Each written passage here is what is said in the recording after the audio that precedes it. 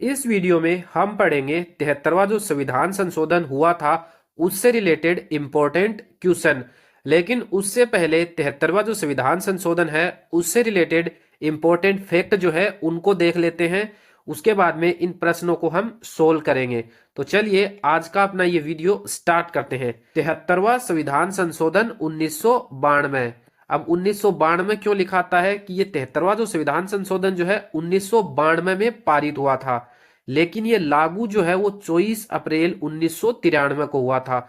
तो ये बात आप याद रखना, 73वां संविधान संशोधन पारित हुआ था 1992 में और लागू हुआ था 24 अप्रैल 1993 को। और इसी वजह से प्रति वर्ष पंचायती राज दिवस जो है कब मनाया जाता है? 24 अप्रैल को। ये भी प्रश्न जो है एग्जाम में पूछा गया है कि पंचायती राज दिवस जो है कब मनाया जाता है, तो 24 अप्रैल को।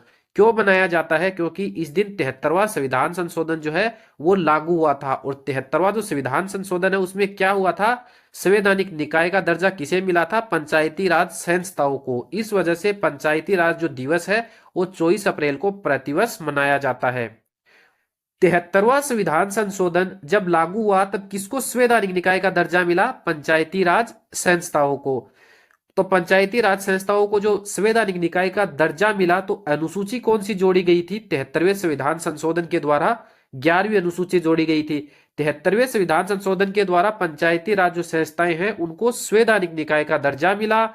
11वीं अनुसूची जोड़ी गई और 11वीं अनुसूची के तहत जो पंचायत जो है उनको 29 विषय प्रदान किए गए। और भाग कौन सा जोड़ा गया? 9 जोड़ा गया। तो क्या क्या चीजें हुई 73वें संविधान संशोधन में? पंचायती राज संस्थाओं को संवैधानिक निकाय का दर्जा दिया गया, 11वीं अनुसूची जोड़ी गई, 11वीं अनुसूची के तहत 29 विषय प्रदान किए गए पंचायती राज संस्थाओं को, और भाग 9 जोड़ा गया पंचायत के नाम से। और अनुच्छेद 243 से लेके 243 ओ तक जो है अनुच्छेद जोड़े गए। उसके बाद में 73वां जो संविधान संशोधन है उसके प्रावधानों को लागू करने वाला जो सबसे पहला राज्य था भारत का वो था मध्य प्रदेश। मध्य प्रदेश ने 73वें संविधान संशोधन के प्रावधानों को सबसे पहले लागू किया था। उसके बाद में है 73वें संविधान संशोधन के द्वारा पंचायती राज जो संस्था है उनमें महिलाओं को आरक्षण दिया गया। सीटों में तो कितना आरक्षण दिया गया? तो कुल सीटों का 1/3 पद जो है वो महिलाओं के लिए आरक्षित करने का प्रावधान किया गया कि जितनी भी सीटें होंगी उसमें से 1/3 जो सीट होंगी वो महिलाओं के लिए आरक्षित होंगी। और साथ में अनुसूचित जाति और अनुसूचित जाति के लिए भी जो है सीटों का आरक्षण दिया गया। तो अनुसूचित जाति और अनुसूचित जनजाति को क्या दिया गया? जनसंख्या के अनुपात में सीटों का आरक्षण दिया गया। उसके बाद में चलते हैं आगे। चुनाव कराने का प्रावधान जो है कि राज्य निर्वाचन आयोग के द्वारा जो है पंचायती राज संस्थाओं का चुनाव करवाया जाएगा। उसके बाद में हम देख लेते हैं कुछ अनुच्छेद। जो 73वां संविधान संशोधन अनुच्छेद 73वां संविधान संशोधन आया था 243 से 243 ओ तक जो अनुच्छेद जोड़े गए थे उनमें कुछ इंपॉर्टेंट अनुच्छेद।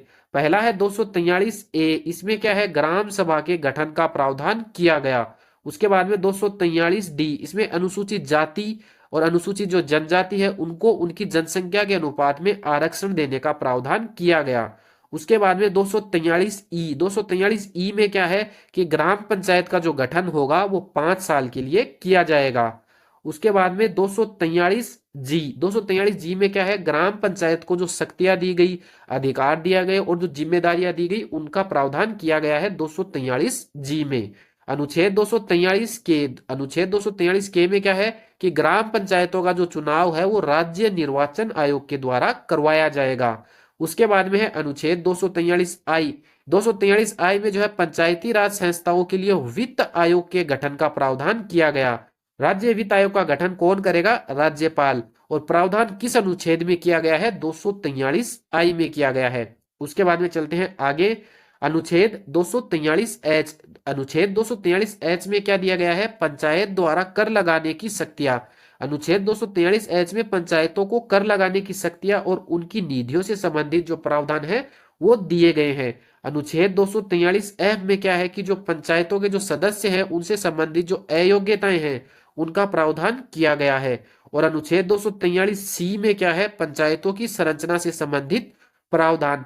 तो 73वां जो संविधान संशोधन था उससे रिलेटेड इंपॉर्टेंट फैक्ट इतने ही थे। तो चलिए अब हम स्टार्ट करते हैं इससे जुड़े हुए प्रश्न। पहला प्रश्न है 73वां संविधान संशोधन पारित कब हुआ था, तो इसका सही जवाब हो जाएगा 1992।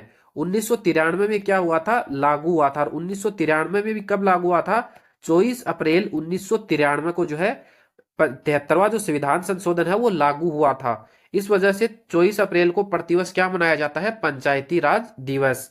प्रश्न नंबर 2, 73वां संविधान संशोधन लागू कब हुआ था, तो इसका सही जवाब हो जाएगा 24 अप्रैल 1993।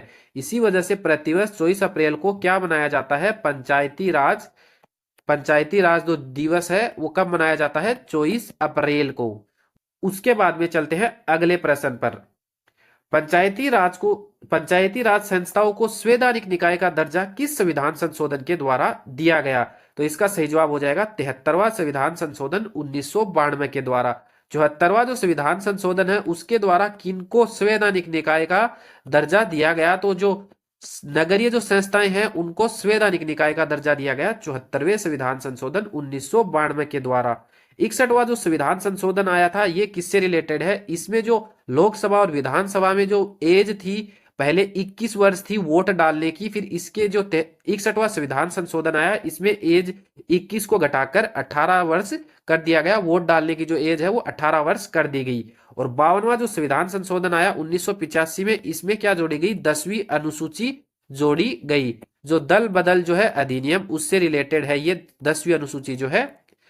उसके बाद में हम पढ़ेंगे प्रश्न नंबर 4, 73वां जो संविधान संशोधन है उसके द्वारा संविधान में कौन सी अनुसूची जोड़ी गई, तो इसका सही जवाब हो जाएगा 11वीं अनुसूची।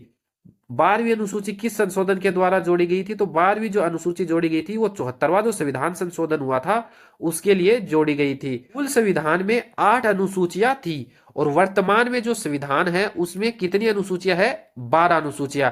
तो 4 अनुसूची और जोड़ दी गई है। जो 9वीं अनुसूची है वो सबसे पहले 1951 में जोड़ी गई थी और 10वीं अनुसूची जो है 1985 में जोड़ी गई थी और 11वीं अनुसूची 1992 में जोड़ी गई थी और 12वीं अनुसूची भी 1992 में जोड़ी गई थी। तो एग्जाम में यह भी पूछ लिया जाता है कि मूल संविधान में कितनी अनुसूचियां थी, तो मूल संविधान में 8 अनुसूचियां थी और वर्तमान में जो अनुसूचियां है वो 12 अनुसूचियां है। उसके बाद में चलेंगे प्रश्न नंबर 5 पे। 73वें संविधान संशोधन के प्रावधानों को लागू करने वाला पहला राज्य कौन सा था, तो इसका सही जवाब हो जाएगा मध्य प्रदेश। मध्य प्रदेश ने जो है सबसे पहले 73वें संविधान संशोधन के प्रावधानों को लागू किया था। उसके बाद में आपको यह है कि पंचायती जो राज है उसको लागू करने वाला जो सबसे पहला जो राज्य है वो कौन सा था, राजस्थान। 2 अक्टूबर 1959 को जो राजस्थान में जो है पंचायती राज जो संस्थाएं हैं उनको मान्यता दी गई थी 2 अक्टूबर 1959 को, राजस्थान के बगदरी गांव से। यह भी आपको क्या है याद रखना है। मध्य प्रदेश जो है वो था 73वें संविधान संशोधन के प्रावधानों को लागू करने वाला पहला राज्य और पंचायती राज जो संस्थाएं हैं उनको मान्यता देने वाला जो पहला राज्य था वो राजस्थान था और 2 अक्टूबर 1959 को दिया था राजस्थान ने इनको मान्यता। लेकिन तब जो है इनको संवैधानिक जो है निकाय की मान्यता नहीं मिली थी। संवैधानिक निकाय की जो मान्यता मिली थी वो 73वां जो संविधान संशोधन है उसके द्वारा संवैधानिक निकाय की मान्यता मिली थी। उसके बाद में कि ये 1992 में आया था 73वां संविधान संशोधन जो है पारित हुआ था और 1993 में ये लागू हुआ था। 1993 में भी कब, 24 अप्रैल 1993 को जो है ये लागू हुआ था 73वां संविधान संशोधन। उसके बाद में 73वें संविधान संशोधन के अंतर्गत पंचायती राज संस्थाओं में कितने पद महिलाओं के लिए आरक्षित करने का प्रावधान किया गया है। जनसंख्या के अनुपात में कुल पदों का 1/3, कुल पदों का 1/4, इनमें से कोई नहीं। तो इसका सही जवाब हो जाएगा कुल पदों का 1/3 जो है महिलाओं के लिए आरक्षित करने का प्रावधान किया गया है। जनसंख्या के अनुपात में जो है किसको दिया गया था आरक्षण, अनुसूचित जो जाति है और अनुसूचित जो जनजाति है उनको क्या जनसंख्या के अनुपात में जो है आरक्षण दिया गया। उसके बाद में प्रश्न नंबर 7, 73वें संविधान संशोधन के अंतर्गत पंचायती राज संस्थाओं में अनुसूचित जाति और अनुसूचित जनजाति के लिए कितने पद आरक्षित करने का प्रावधान किया गया, तो इसका सही जवाब हो जाएगा जनसंख्या के अनुपात में जो है अनुसूचित जाति और अनुसूचित जनजाति को जो है पद देने का जो है प्रावधान किया गया और कुल पदों का 1/3 जो है वो महिलाओं के लिए जो है प्रावधान किया गया 73वें संविधान संशोधन के द्वारा। उसके बाद में प्रश्न नंबर 8, 73वें संविधान संशोधन के अंतर्गत ग्राम सभा का प्रावधान जो है वो किस अनुच्छेद के तहत किया गया? तो इसका सही जवाब हो जाएगा 243 ए के अंतर्गत। 243 डी के अंतर्गत क्या था कि जो अनुसूचित जाति है और अनुसूचित जो जनजाति है उनको उनकी जनसंख्या के अनुपात में जो है आरक्षण देने का प्रावधान जो है वो किया गया। 243 के में है, 243 के में क्या था कि जो पंचायती राज जो संस्थाएं हैं उनका चुनाव जो है वो राज्य निर्वाचन आयोग जो है वो करवाएगा। उसके बाद में 243 जी में क्या थी? 243 जी में जो पंचायती राज जो संस्थाएं थी उनको जो अधिकार जिम्मेदारियां दी गई थी उनका प्रावधान किया गया है। उसके बाद में है प्रश्न नंबर 9। 73वें संविधान संशोधन के अंतर्गत वित्त आयोग का प्रावधान जो है वो किस अनुच्छेद के तहत किया गया? तो इसका सही जवाब हो जाएगा 243 आई के अंतर्गत। के अंतर्गत क्या किया गया था? राज्य निर्वाचन आयोग जो है वो पंचायती राज संस्थाओं का क्या कराएगा? चुनाव करवाएगा। इसके बारे में कहा गया है। 243 सी में क्या है? पंचायती राज जो संस्थाएं हैं उनकी संरचनाओं का उल्लेख किया गया है। और 243 एच में क्या है कि जो पंचायती राज जो संस्थाएं हैं उनको कर लगाने की जो शक्ति दी गई है वो 243 एच में है। 73वां जो संविधान संशोधन है उससे रिलेटेड इंपॉर्टेंट फैक्ट इतने ही थे। अगर आपको ये वीडियो अच्छा लगा है तो वीडियो को लाइक करें और इस तरह के और वीडियो देखने के लिए हमारे चैनल को सब्सक्राइब भी करें।